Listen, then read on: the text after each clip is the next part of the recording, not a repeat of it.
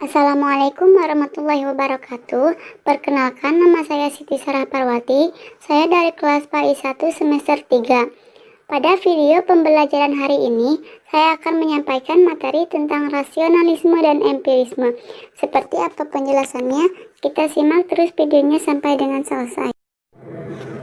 Yang pertama yaitu rasionalisme. Dalam pembahasan tentang suatu teori pengetahuan, maka rasionalisme menempati sebuah tempat yang sangat penting.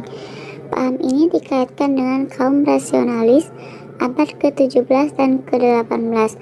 Tokoh-tokohnya ialah René Descartes, Spinoza, Leibniz, dan Locke. Meskipun pada hakikatnya akar pemikiran mereka dapat ditemukan pada pemikiran para filsuf klasik, misalnya Plato, Aristoteles, dan lainnya. Paham ini beranggapan ada prinsip-prinsip dasar dunia tertentu yang diakui benar oleh rasio manusia. Dari prinsip-prinsip ini diperoleh pengetahuan deduksi yang ketat tentang dunia. Prinsip-prinsip pertama ini bersumber dalam budi manusia dan tidak dijabarkan dari pengalaman.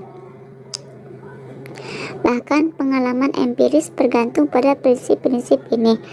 Prinsip-prinsip tadi oleh Descartes kemudian dikenal dengan istilah substansi, yang tak lain adalah ide bawaan yang sudah ada dalam jiwa sebagai kebenaran yang tidak bisa diragukan lagi. Ada 3 ide bawaan yang diajarkan Descartes, yaitu yang pertama, pemikiran. Saya memahami diri saya makhluk yang berpikir, maka harus diterima juga bahwa pemikiran merupakan hakikat saya. Yang kedua, Tuhan merupakan wujud yang sama sekali sempurna. Karena saya mempunyai ide sempurna, mesti ada sesuatu penyebab sempurna itu, karena suatu akibat tidak bisa melebihi penyebabnya. Yang ketiga yaitu keluasaan. Saya mengerti materi sebagai kekuasaan atau ekstensi, sebagaimana hal itu dilukiskan dan dipelajari oleh ahli-ahli ilmu ukur. Sementara itu, menurut logika Leibniz yang dimulai dari suatu prinsip rasional, yaitu dasar pikiran yang jika diterapkan dengan tepat akan cukup menentukan struktur realitas yang berdasar. Leibniz mengajarkan bahwa ilmu adalah perwujudan dunia yang matematis. Dunia yang nyata ini hanya dapat dikenal melalui penerapan dasar-dasar pemikiran. Tanpa itu, manusia tidak dapat melakukan penyelidikan ilmiah.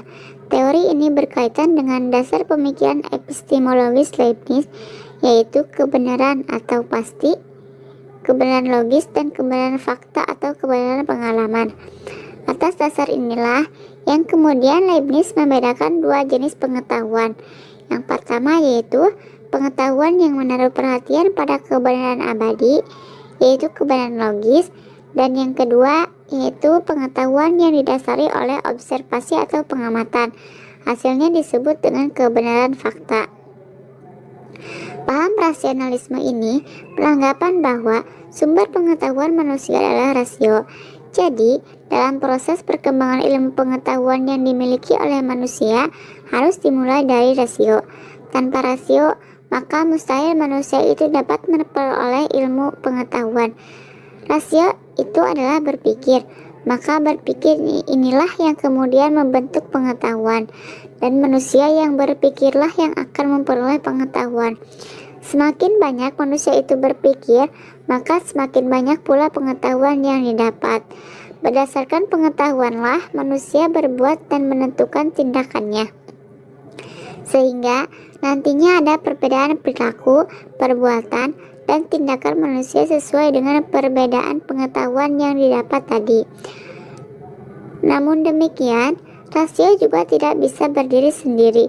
Ia juga butuh dunia nyata, sehingga proses pemerolehan pengetahuan ini ialah rasio yang bersentuhan dengan dunia nyata di dalam berbagai pengalaman empirisnya.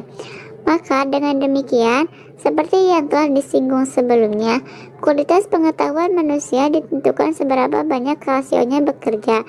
Semakin rasionya bekerja dan bersentuhan dengan realitas sekitar, maka semakin dekat pula manusia itu pada kesempurnaan.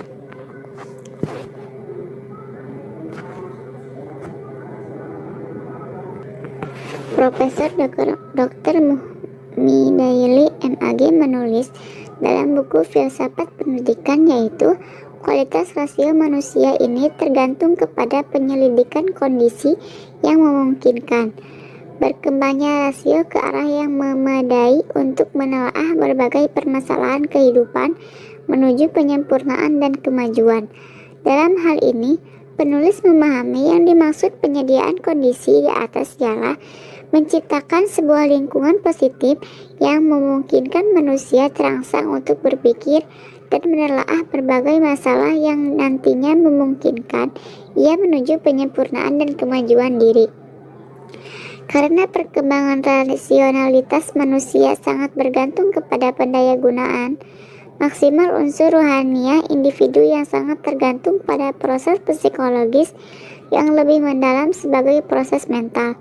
Maka, untuk mengembangkan sumber daya manusia, menurut aliran rasionalisme ialah dengan pendekatan mental disiplin, yaitu dengan melatih pola dan sistematik berpikir seorang melalui tata logika yang tersistematis sedemikian rupa sehingga ia mampu menghubungkan berbagai data dan fakta yang ada dalam keseluruhan realitas melalui uji tata pikir logis atau sistematis. Yang kedua yaitu empirisme. Secara etimologi, istilah empirisme berasal dari kata Yunani yaitu emperia yang artinya pengalaman. Tokoh-tokohnya yaitu Thomas Hobbes, John Locke, Berkeley, dan yang terpenting adalah David Hume. Berbeda dengan rasionalisme yang memberikan kedudukan bagi rasio sebagai sumber pengetahuan, maka empirisme memilih pengalaman sebagai sumber utama pengenalan, baik pengalaman lahiriah maupun pengalaman batiniah. Thomas Hobbes menganggap bahwa pengalaman indrawi sebagai permulaan segala pengenalan. Pengenalan intelektual tidak lain dari semacam perhitungan atau kalkulus, yaitu penggabungan data-data indrawi yang sama dengan cara yang berlainan. Dunia dan materi adalah objek pengenalan yang merupakan sistem materi dan merupakan suatu proses yang berlangsung tanpa hentinya atas dasar hukum mekanisme. Atas pandangan ini, ajaran Hobbes merupakan sistem materialistis pertama dalam sejarah filsafat modern. Prinsip-prinsip dan metode empirisme pertama kali diterapkan oleh John Locke. Penerapan tersebut terhadap masalah-masalah pengetahuan dan pengenalan, langkah yang utama adalah Locke berusaha menggabungkan teori empirisme seperti yang telah diajarkan Bacon dan Hobbes dengan ajaran rasionalisme Descartes. Penggabungan ini justru menguntungkan empirisme. Ia menentang teori rasionalisme yang mengenai ide-ide dan asas-asas pertama yang dipandang sebagai bawaan manusia. Menurut dia, segala pengetahuan datang dari pengalaman dan tidak lebih dari itu. Menurutnya, akal manusia adalah pasif. Pada saat pengetahuan itu didapat, akal itu tidak bisa memperoleh pengetahuan dari dirinya sendiri. Akal tidak lain hanyalah seperti kertas putih yang kosong. Ia hanyalah menerima segala sesuatu yang datang dari pengalaman. Locke tidak membedakan antara pengetahuan indrawi dan pengetahuan akali. Satu-satunya objek pengetahuan adalah ide-ide yang timbul karena adanya pengalaman lahiriah dan karena pengalaman batiniah. Pengalaman lahiriah adalah berkaitan dengan hal-hal yang berada di luar kita, sementara pengalaman batiniah berkaitan dengan hal-hal yang ada dalam diri atau psikis manusia itu sendiri. Sementara, menurut David Hume bahwa seluruh isi pemikiran berasal dari pengalaman, yang ia sebut dengan istilah persepsi. Menurut Hume, persepsi itu terdiri dari dua macam, yaitu kesan-kesan dan gagasan. Kesan adalah persepsi yang masuk melalui akal budi, secara langsung, sifatnya kuat dan hidup.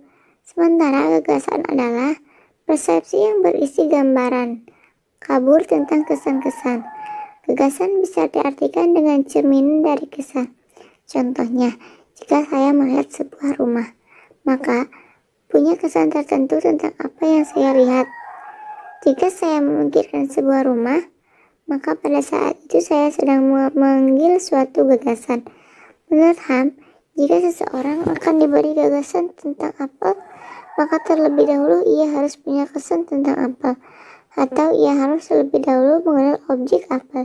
Jadi, menurut Ham, jika seandainya manusia itu tidak memiliki alat untuk menemukan pengalaman itu, buta dan tuli misalnya, maka manusia tidak akan dapat memperoleh kesan bahkan gagasan sekalipun. Dalam artian, ia tidak bisa memperoleh ilmu pengetahuan. Jadi, dapat disimpulkan bahwa filsafat diakui sebagai induk ilmu pengetahuan yang mampu menjawab segala pernyataan dan permasalahan, mulai dari masalah-masalah yang berhubungan dengan alam semesta hingga masalah problematika dan kehidupannya. Dengan demikian, telah banyak aliran filsafat yang bermunculan yang memiliki kekhasan masing-masing sesuai dengan metode yang dijalankan dalam rangka memperoleh kebenaran. Di antara filsafat yang bermunculan adalah rasionalisme, empirisme, dan kritisme. Rasionalisme mengajarkan bahwa ilmu pengetahuan diperoleh dengan cara berpikir dan kaidah-kaidah logika. Sementara empirisme meyakini pengalaman sumber pengetahuan, baik yang batin maupun yang indrawi. Sedangkan kritisme yang digagas oleh Immanuel Kant beranggapan bahwa pengetahuan itu diperoleh dari apa yang disebut akal murni yang diikuti dengan etika dan estetika. Baik, hanya itu yang dapat saya sampaikan. Kurang dan lebihnya mohon dimaafkan. Wassalamualaikum warahmatullahi wabarakatuh.